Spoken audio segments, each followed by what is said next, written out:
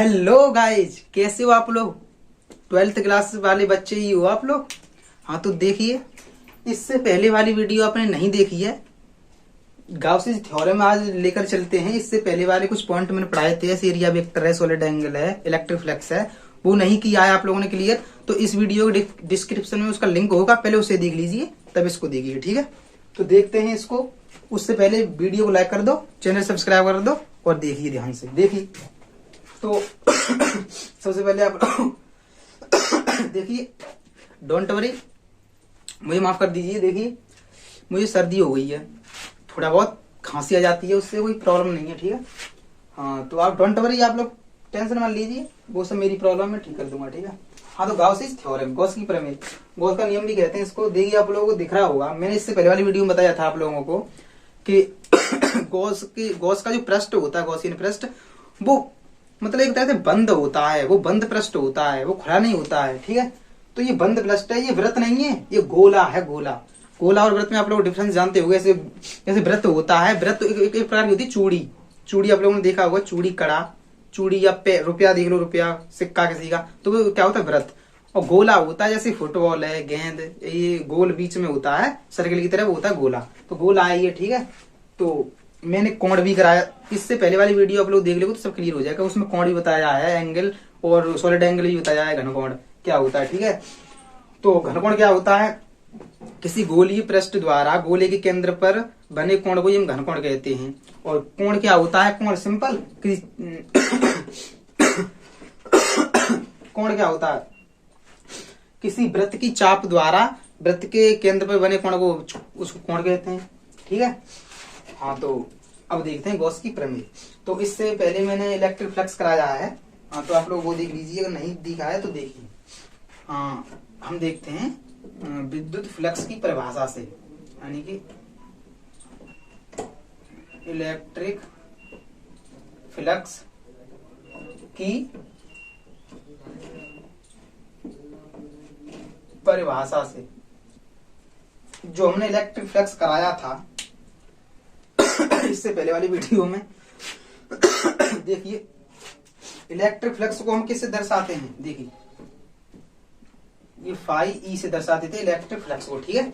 तो ये electric flux जो होता था वो किस किस के प्रोपोर्शनल टू होता था, किस किस के अनुक्रमानुपाती होता था इलेक्ट्रिक फील्ड के, ठीक है।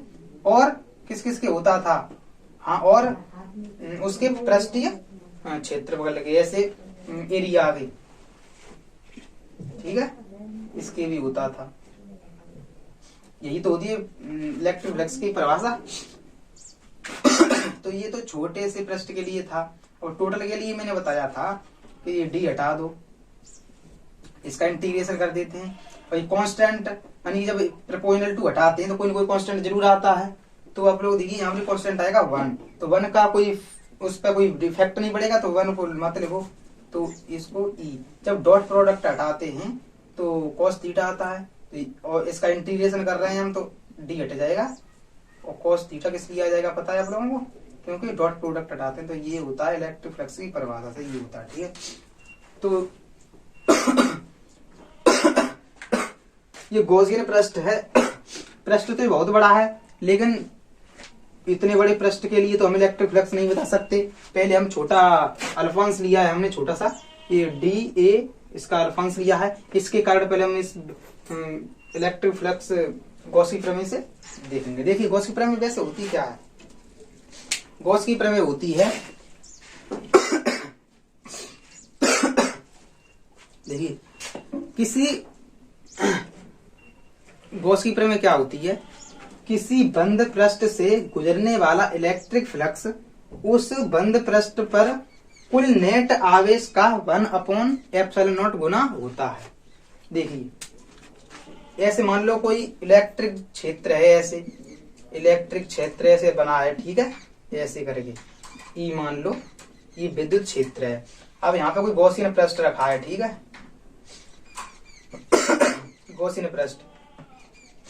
तो अब गॉसियन पृष्ठ में अब ये देखना है हमें, गॉसियन पृष्ठ में कुल कितना आवेश है। मान लो इस गॉसियन पृष्ठ में क्यू आवेश है, तो अब वो देख रहा है, अब वो गॉस की पृष्ठ, गॉस का नियम क्या कहता है तो गॉस का नियम कहता है कि किसी बंद पृष्ठ से गुजरने वाला इलेक्ट्रिक फ्लक्स I जो होता है वो इस पृष्ठ से गुजरने वाला विद्युत फ्लक्स जो होता है वो उस पृष्ठ पर नेट आवेश कितना है, टोटल आवेश, उसका आवेश का 1/ε0 गुना होता है।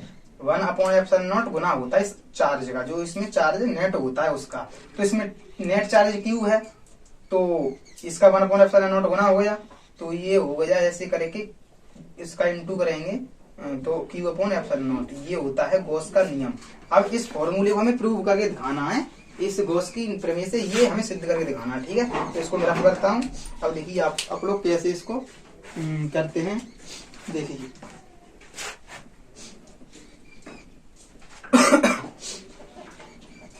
ध्यान दीजिए आप लोग, सब क्लियर हो जाएगा। ठीक है, शोर मत कीजिए आप लोग।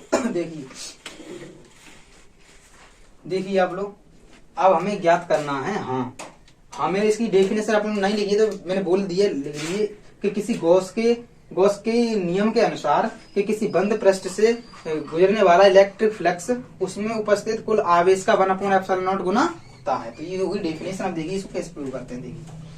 हाँ, तो ये फॉर्मूला आपको दिख रहा है। हम छोटे अल्पांश के लिए करते हैं तो ये डी तो लेके चलेंगे, इसमें डी नहीं लीजिए कोई बात नहीं, अब हम अलग से लेके चलते हैं।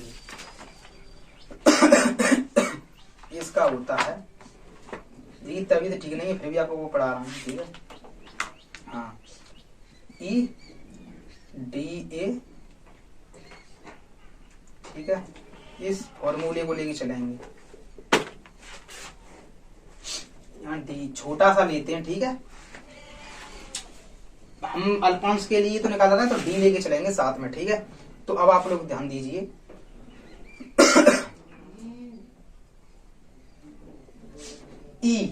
ई आपको दिख रहा है, ई क्या होता है, इलेक्ट्रिक फील्ड।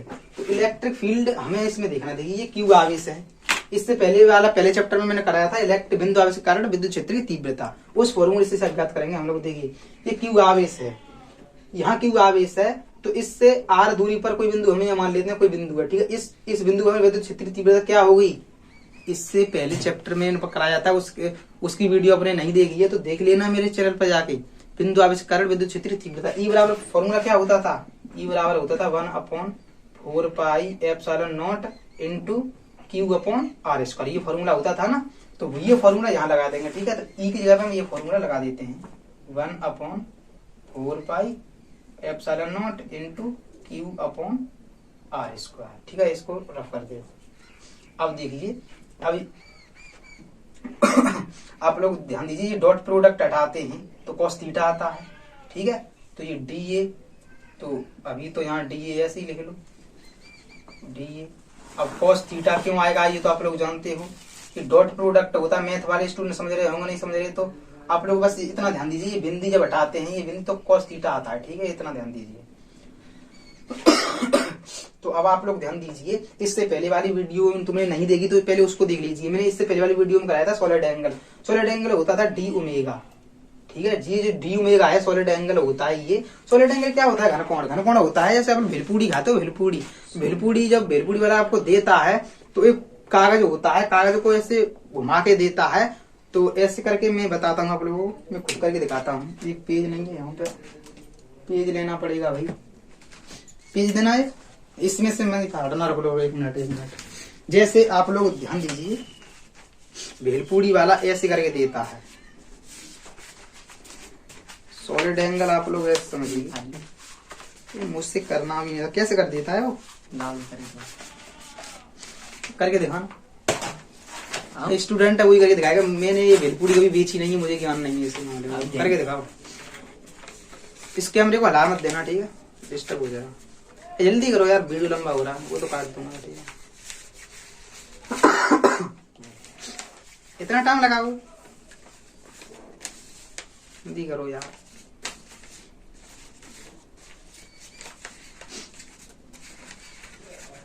अब दिखाओ, ऐसे ही काम चल जाएगा, बस बन गया बना हुआ है। देखिए आप लोग ध्यान दीजिए, देखिए ये जो आप लोगों को दिख रहा है, भेलपूरी इसी में तो धर के देता है वो। अब देखिए आप लोग, ये घनकोण होता है। अब ये कोई गोलीय पृष्ठ है, ये गोलीय पृष्ठ मान लो। तब इस गोलीय पृष्ठ के कारण इस यहाँ कोई केंद्र है, गोले का केंद्र यहीं तो होगा अंदर को। तो यहाँ जो एंगल बन रहा है इसके अंदर, कैमरे में आप लोगों को देखिए जूम करके ऐसे, ये जो आपको दिख रहा है इसमें अंदर एंगल बन रहा है, इसमें वही सॉलिड एंगल होता है। ठीक है, अब पूरी खाली तो फेंक दो इसे। अब आप लोग ध्यान दीजिए, हाँ डी ओमेगा बराबर मैंने बताता हूँ आप लोगों को, इससे पहले वाली वीडियो नहीं देखी तो उसको पहले देखिए। डी ओमेगा बराबर होता है D A cos theta upon R square. ये क्या होता है, सॉलिड एंगल की डेफिनेशन में बताता हूं। किसी गोलीय पृष्ठ द्वारा गोले के केंद्र पर बने कोण को ही हम घनकोण कहते हैं। ये गोलीय पृष्ठ है, ठीक है, इसके कारण इस गोले के केंद्र पर बना ये कोण है, ये कोण दिख रहा है, यही डी ओमेगा होता है, यही होता है घनकोण। ठीक है, घनकोण बराबर क्या होता है, कोण बराबर होता है चाप बट्टे त्रिज्या। ठीक है, ये तो सादा कोण की बात हो गई। अब आती है घनकोण की बात। तो घनकोण बराबर होता है गोलीय पृष्ठ अपॉन त्रिज्या, इसकी रेडियस। लेकिन त्रिज्या, गोले की त्रिज्या का वर्ग होता है, क्योंकि गोला भाई सर्कल की तरह होता है, उसका वर्ग हो लेना पड़ता है। ठीक है, त्रिज्या खाली आर से कम चल जाता है। तो गोलीय पृष्ठ क्या हुआ इसका, डी ए, गोलीय पृष्ठ डी ए ही तो है इसका, तो डी ए ले लिया हमने। और cos थीटा तो आप लोग जानते ही हो। cos थीटा क्यों लिया हमने, क्योंकि इसके बीच में जो एंगल बन रहा है थीटा, इसलिए लिया। ठीक है, और आर इसका स्क्वायर कर लिया। तो यही तो होता है डी ओमेगा बराबर चाप बट्टे त्रिज्या, गोलीय पृष्ठ बट्टे त्रिज्या। तो ये हो गया सॉलिड एंगल। ठीक है, इसको रफ करता हूं, आप लोग समझ गए होंगे। अब आप लोग ध्यान दीजिए यहाँ पे, हाँ ये आप देखिए, इसको करके दिखाता हूं मैं। D phi E equal 1/4πε0 into. अब आप लोग ध्यान दीजिए, हाँ इस क्यू को मैं यहाँ पे कर लूं, कोई प्रॉब्लम तो नहीं है। देखिए क्यू को मैं आगे कर लूं, इंटू ही तो है भाई, आगे कर सकता हूँ क्यू को। अब आप लोग ध्यान दीजिए, इंटू अब D A cos theta upon R square. अभी आर स्क्वायर इसके नीचे कर लिया, कोई प्रॉब्लम वाली बात नहीं है भाई, है तो हर में ही वो, इधर कर सकते हैं, उससे क्या है। तो इतना आप लोगों को कुछ अलग दिखाई दे रहा है कि नहीं दे रहा है, D A cos theta upon R square ये दिखाई दे रहा है। तो इसकी जगह पे मैं डी ओमेगा कर सकता हूँ, बिल्कुल कर सकता हूँ। देखिए बोलो, d phi E equal q upon 4πε0 into d omega. भाई इसकी जगह पे मैंने डी ओमेगा रख लिया है। अब आप लोग ध्यान दीजिए,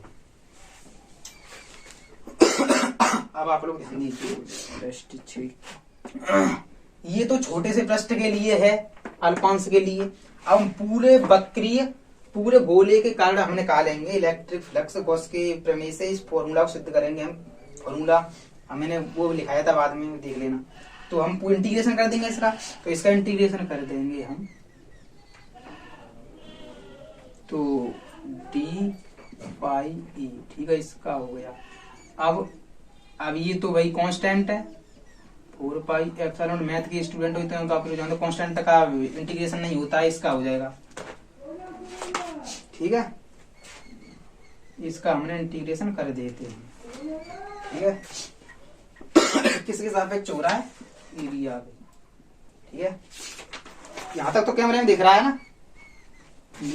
हाँ अब देखिए आगे यहां से इधर को देखिए। अब आप लोग, अब इसका इंटीग्रेशन होगा, ये तो फाई हो जाएगा, सिर्फ फाई ई इक्वल, ठीक हट जाएगा इससे।